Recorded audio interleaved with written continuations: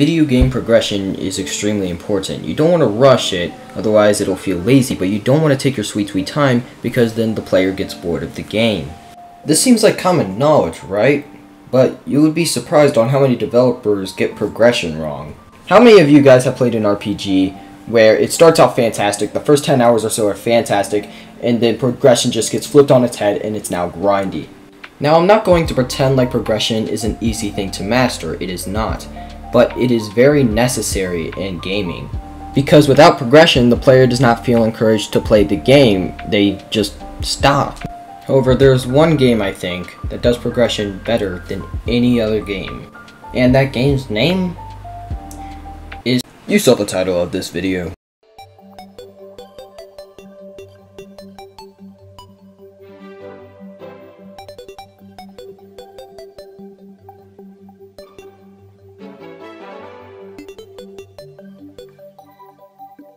In my opinion, Terraria handles progression fantastically. And I think the main reason why people are so attached to this game is because of progression. The game starts out pretty chill and then...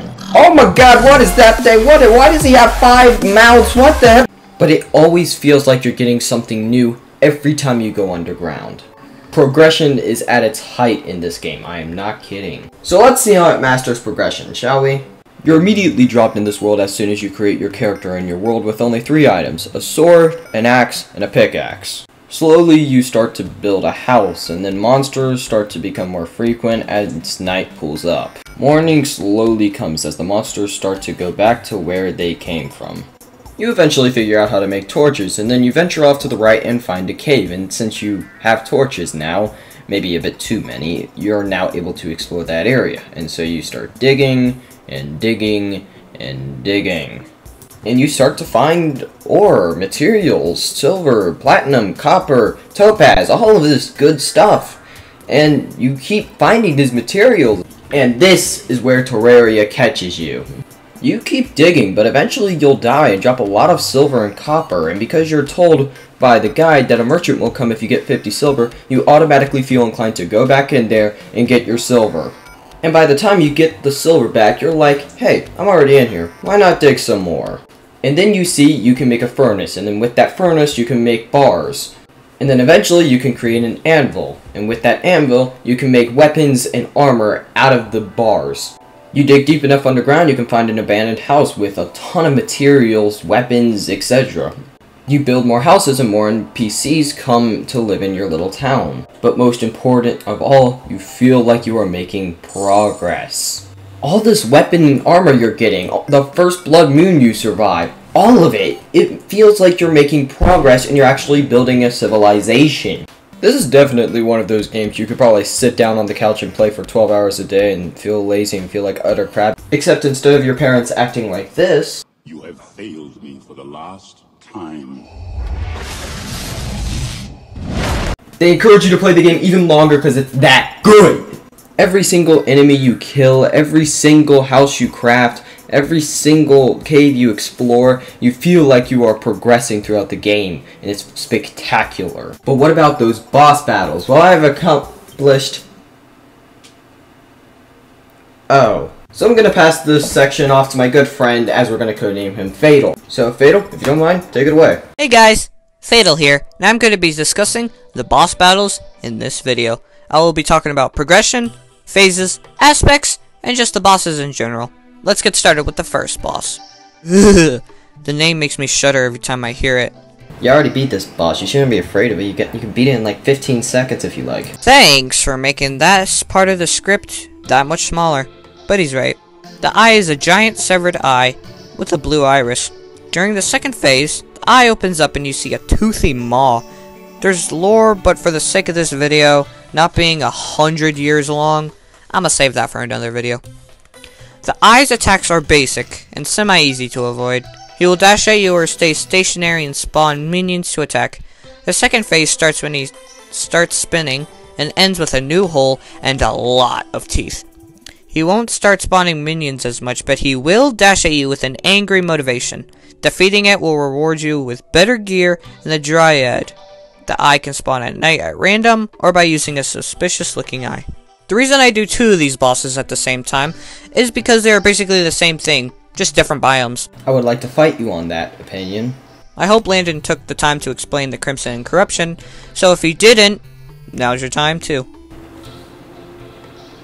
Why do you make my job harder? The Corruption is an area in the game where you have to deal with these stupid things. What are you doing in my life? And Crimson is basically just the normal world, just blood. Thank you. Each boss has its ups and downs, so I can't say for sure which is harder. The Eater of Worlds splits, so you have to kill multiple worms in order to win the boss battle. The Brain has little eyeballs you have to kill first before you can fight the actual boss itself. Both bosses drop their respective materials depending on what biome they're in, or what world you're on. Big Bad Bloody Brute is the second to last stop on our trip through pre-hard mode. This Skeleboy contains 3 parts, his hands and his head. You can either kill the hands, then the head, or just kill the head and ignore the hands. Either way, you get one thing, permission to the dungeon. Landon will probably get to that some other time. To summon this guy, you have to talk to the old man in front of the dungeon at night. Congratulations. You beat the game! Not really. What? You only beat half of it.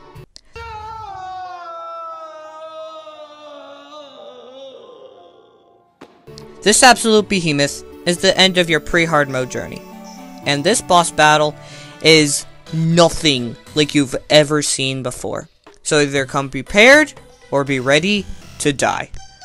The wall is found in HE double hockey sticks, the Netherlands, the underworld, you get the gist of it. The thing is, he's called the Wall for a reason. You can't maneuver around him because he just knocks you back while dealing way too much damage. He shoots lasers and summons minions called the Hungry. You really know how to freak me out, Terraria. And on top of that, he gives you an effect that makes it so that you can't leave or you'll die. Harsh. You're still here? Wow, I'm impressed. Well, next, you're fighting a male violent plant. Yep, a plant. Plantera is necessary to progress through the story. So whether or not you like it, you're fighting her. She has a second phase when at half health and goes crazy. Not a fun boss, but necessary. Hey, adventurer. Good job with Plantera. Did you get the key? Oh, then head over to the temple right over there and fight another boss. What? You want to rest and recover? You want to heal? Rest is for the weak. Alright, thanks Fatal for covering that section for me since I have no idea what anything you just said was. But do you guys see what I mean? Terraria is such a magical experience which handles progression, even in the boss battle areas. The boss battles get more and more challenging and you reap more and more rewards, making you progress more and more.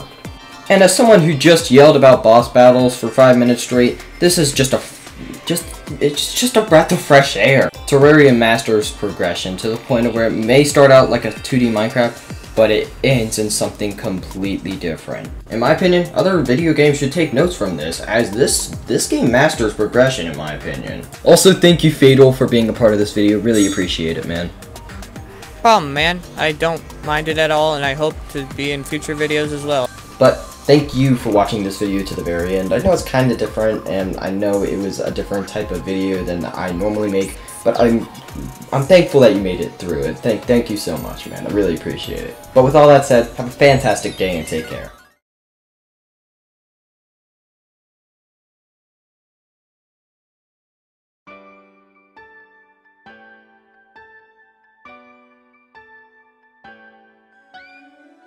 Yeah, that's what I'm playing with the wired controller.